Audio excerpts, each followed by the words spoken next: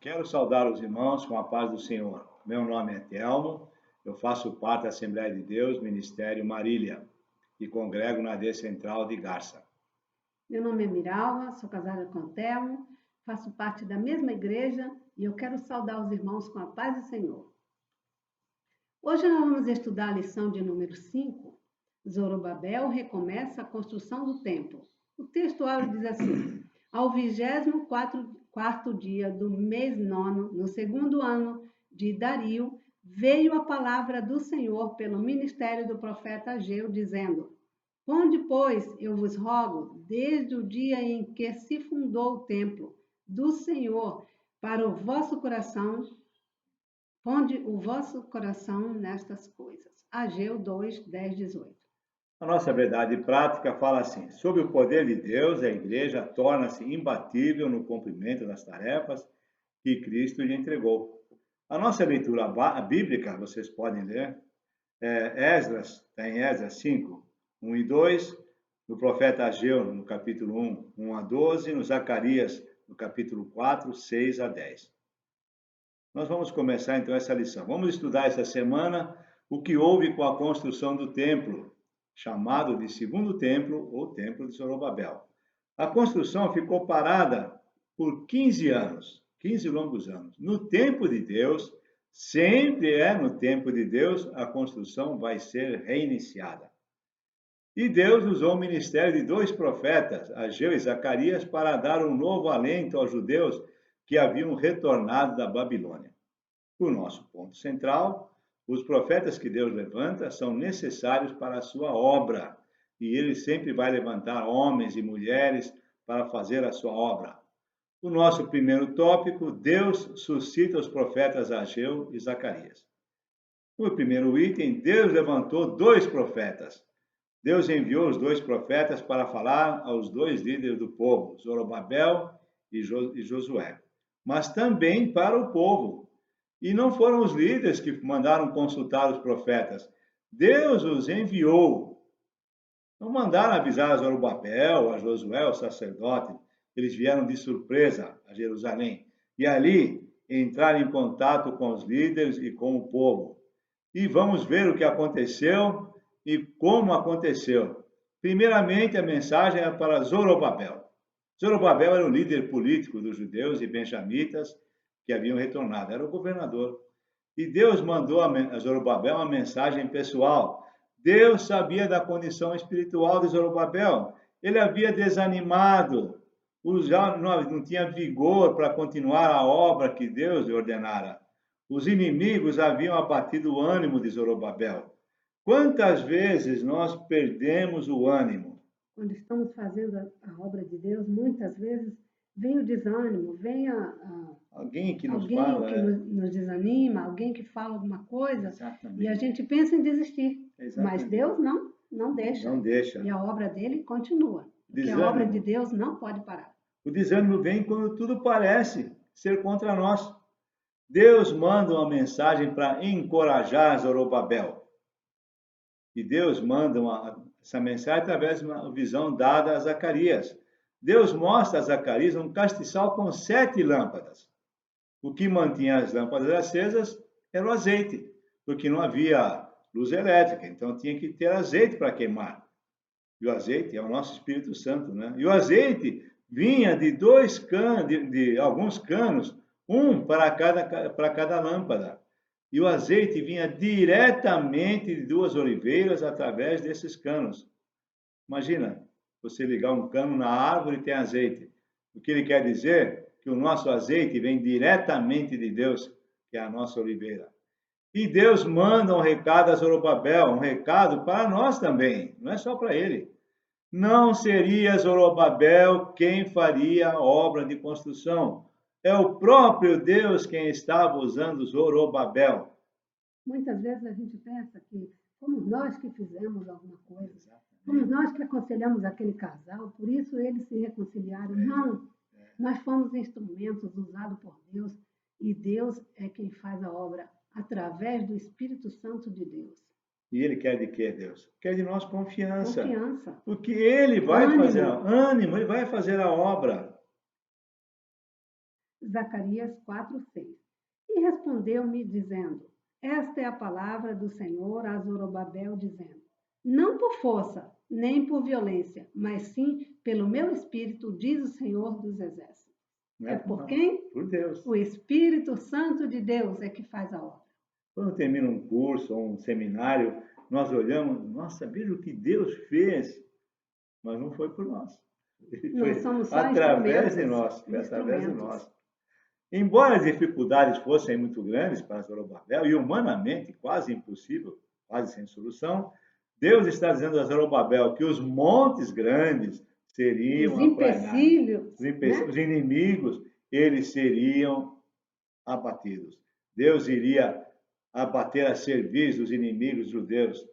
Deus está dizendo que a obra é dele. Não tenha medo, meu irmão. Deus está no controle do que você faz. Deus está no controle da sua vida. Não é por força. Não é pela sua força. Não é pela sua força, é por Deus. Por Deus. Não fui eu que fiz. Exatamente. Quem fez? O Espírito Santo de Deus. Deus garantiu a Zorobabel que as mãos dele terminariam a construção do templo. E aí mandou uma mensagem para Josué, o sumo sacerdote. Não é o Josué, filho de Nun, né? É Josué, sumo sacerdote. Deus também mandou uma mensagem pessoal para Josué, o sumo sacerdote. Já vimos isso na lição passada. Josué estava com as vestes sujas. Deus manda dizer a Josué que lhe dá o perdão e a restauração. Deus diz a Josué que havia de passar dele toda aquela iniquidade. E mandou Josué que vestisse vestes novas, que se pusesse sobre a cabeça de Josué uma mitra limpa. Deus está purificando a Josué. Quem não sabe, mitra é um tipo de chapéu, né? Zacarias 3, do 3 ao 5. Josué, vestido de vestes sujas, estava diante do anjo. Então respondeu aos que estavam diante dele, dizendo: Tirai-lhe estas vestes sujas. E a Josué disse: Eis que tenho feito com que passe de ti a tua iniquidade, e te vestirei de vestes finas. E disse eu: Ponham-lhe uma mitra limpa sobre a sua cabeça. E puseram uma mitra limpa sobre a cabeça e vestiram-no das roupas, e o anjo do Senhor estava em pé. É isso que Deus faz conosco. Deus faz isso. Ele purifica, tira tudo que desagrada a Ele. Ele limpa o coração completamente. Da gente. Basta que a gente se coloque à disposição dele. Basta que a gente permita que Ele entre. Nós temos o livre-arbítrio, mas é Ele que vem e nos limpa e nos dá vestes limpas. Nos purifica. Né? É Ele mesmo que faz tudo isso. Capacita. Né? Amém. Também tinha uma mensagem para o povo. Deus também manda uma mensagem ao povo através do profeta Ageu. Deus vai mostrar ao povo os prejuízos materiais que haviam sofrido, consequência de terem abandonado a casa do Senhor. Ageu está mostrando para ele e para nós. Nós temos o que atualmente na igreja? Uma construção a ser feita. Nós temos que auxiliar essa construção, porque Deus está dizendo para o povo a consequência de se abandonar a casa de Deus. Meu irmão, se você faz parte da Decentral, olhe para aquela construção, como está ficando bonita. Participe. A obra é para o Senhor. Ageu 1:6.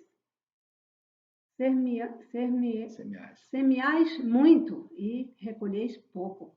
Comeis, porém, não vos fartais. Bebeis, porém, não vos saciais. Vestivos, porém, ninguém se aquece. E o que recebe salário, recebe-o num saco furado. É isso. Nós temos que auxiliar a obra de Deus.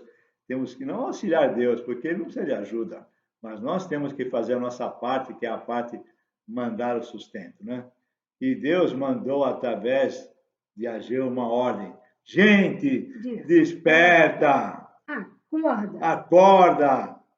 Subir ao monte e trazer madeira necessária para a construção. A madeira está lá disponível, os recursos estão lá disponíveis, é só ir buscar.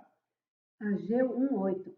Subi ao monte e trazei madeira, e edificai a casa, e dela me agradei, e serei glorificado, diz o Senhor. Tudo para a honra e glória do Senhor. Sabe o que Deus está nos dizendo hoje, minha novinha? Sim. Desperta, Telmo, desperta, Miral, desperta, igreja. Nós temos que fazer a obra. Esse é o momento. Faça como Paulo combatiu o bom combate. Tá difícil, não tá? Está difícil. Principalmente Muito nessa pandemia. Tem 4 meses que nós estamos dentro dessa casa, esperando para recomeçar os cursos. E está difícil. E está muito difícil, mas ele vai permitir que a gente acabe essa turma. Nós somos grupos de Eu creio. risco.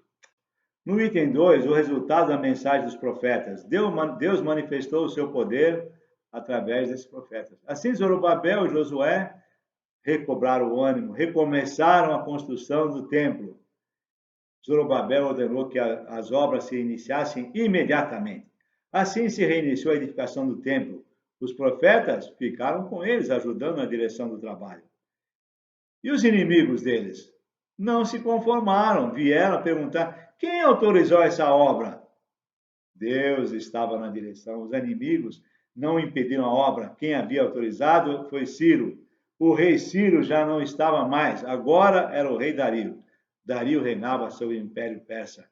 E Dario mandou verificar se de fato o edito de Ciro era para reconstruir o templo. Após a verificação, que o fato que existia mesmo esse edito, Dario confirmou a permissão para a reconstrução do templo. Deus é bom. Muito bom. Amém. O tempo todo ele é bom. O tempo todo. No item 3, o impulso espiritual dado pelos profetas continuou dominando os construtores até a conclusão da obra. Os profetas Ageu e Zacarias continuaram cooperando para a construção. Eles não só profetizaram, mas também trabalharam. E eu pergunto para você, você está contribuindo com a construção da obra de Deus? É isso aí. Você está participando da obra de Deus? Então. O despertamento que se iniciou com Daniel, Deus usou Ciro para dar a ordem à construção, agora estava chegando ao final da construção. Deus mandou os seus profetas para renovar o despertamento. A obra se acabou para a glória do Senhor. Porque aquela igreja está sendo construída para quem? Para a obra do Deus, do Senhor. Esdras 6:15. E acabou-se esta casa no 3º dia do mês de Adar, no 6º ano do reinado de Dario. Deus, a ti toda a honra e toda a glória. Toda a honra e toda a glória a ti, Senhor. Amém. No tópico 2, o ministério profético, uma prova da manifestação de Deus. Deus está sempre no controle, sempre. Deus solucionou o problema da construção do templo através do seu poder. No primeiro item, manifestações sobrenaturais no Antigo Testamento. Nós temos muitos exemplos do poder de Deus no Antigo Testamento. Vamos mencionar 2. Moisés. Moisés foi o grande líder que foi buscar o povo de Deus no Egito. Deus deu a Moisés um preparo sobrenatural, uma autoridade espiritual. É por isso que às vezes nós falamos, na autoridade de Deus nós fazemos isso, e podemos falar isso. Deus deu a Moisés uma vara para fazer maravilhas, sempre no poder de Deus. Moisés, ele sempre dizia, é por Deus.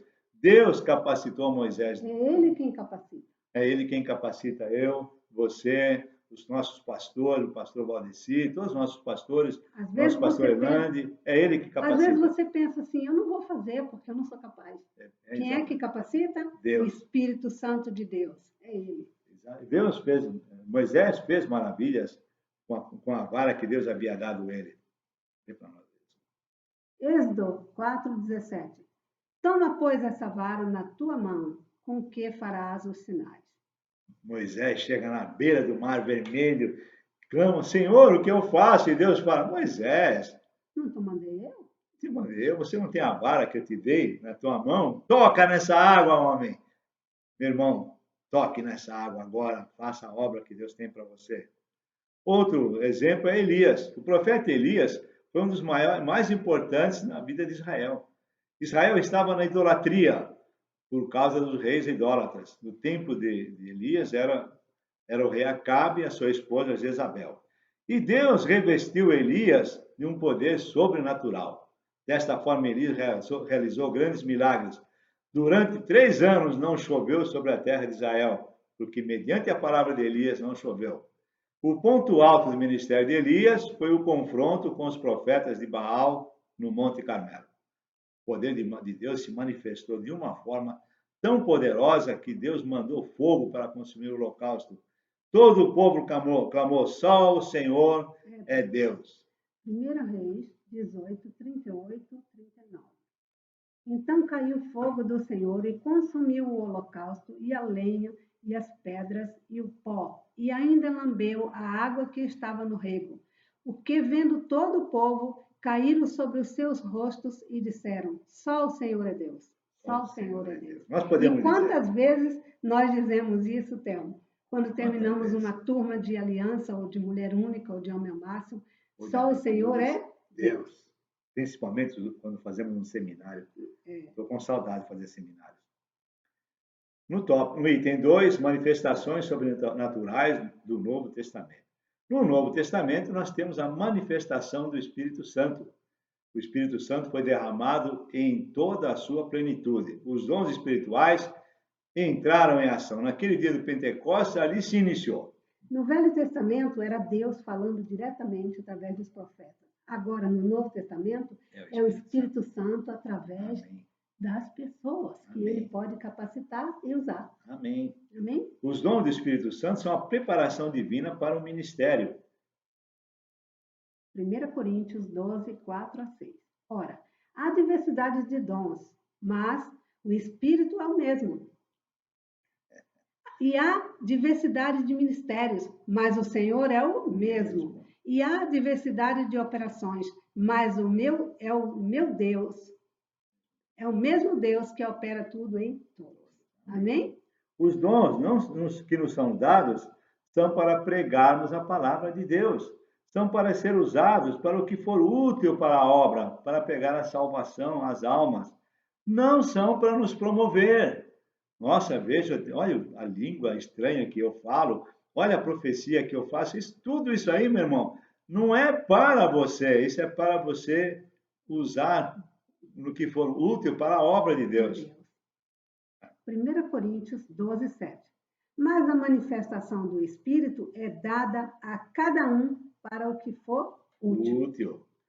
Paulo foi agraciado com muitos dons. Paulo vai exortar o evangelista Timóteo, que era a segunda geração da igreja, e vai exortá-lo a não desprezar o dom que havia em Timóteo. 1 Timóteo 4, 14. Não desprezes o dom que há em ti, o qual te foi dado por profecia, com a imposição das mãos do presbitério.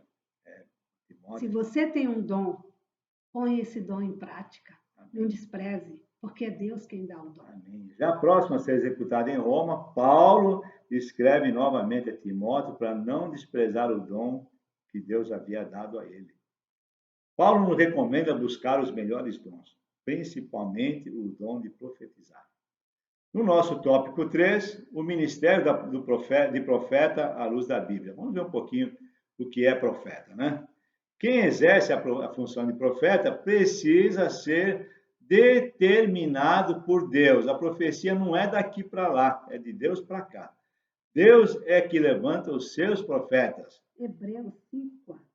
E ninguém toma para si esta obra, senão essa honra, senão o que é chamado por Deus como Arão. É isso aí. No primeiro item, o profeta na dispensação no Antigo Testamento. Vamos ver o profeta no Antigo Testamento. A função do profeta no Antigo Testamento era transmitir a mensagem de Deus para o povo. Também era consultado pelo povo acerca de assuntos espirituais. Era consultado até sobre assuntos materiais. Vamos ver alguns exemplos. Ezequiel. Os anciãos vieram a Ezequiel para que ele consultasse ao Senhor. E vieram consultar. E a resposta de Deus não foi muito boa, porque eles vieram consultar e Deus falou para eles que não iria responder. Ezequiel 23. Filho do homem, fale aos anciões de Israel e diz-lhes, assim diz o Senhor Deus, vieste consultar-me? Vivo eu, que não me deixarei ser consultado por vós, diz o Senhor Deus. Porque eles estavam vivendo em pecado. E então Deus falou, eu não vou responder para vocês. E depois vamos ver o profeta Samuel. Samuel foi consultado sobre as jumentas do pai de Saul. E elas se haviam extraviado, porém Deus levou Saul ao profeta para ser ungido rei. É uma bela história. Aconselho você a ler essa história lá no primeiro livro de Samuel. Samuel já estava esperando por Saul, porque ele ia ser feito rei. Deus apenas levou Saul ao contato com o profeta Samuel. Vamos ver em 1 Reis, o profeta foi consultado sobre a saúde de uma pessoa que estava doente, filho de Jeroboão, se ficaria curado ou não. E a resposta não foi muito boa. 1 Reis 14, 1 e 2. Naquele tempo adoeceu Abias, filho de Jeroboão. E disse Jeroboão à sua mulher: Levanta-te agora e disfarça-te, para que não conheçam que és mulher de Jeroboão. E vai a Siló. Eis que lá está o profeta Aías, né? O qual falou de mim, que eu serei rei sobre este povo. Então Jeroboão manda perguntar se o filho dele vai viver. E a resposta é: não vai viver. Então os profetas eram consultados pelo povo. Até podemos ver Moisés, já vimos lá em cima, vamos ver um pouquinho mais sobre Moisés. Moisés transmitia aos anciãos o que Deus falava.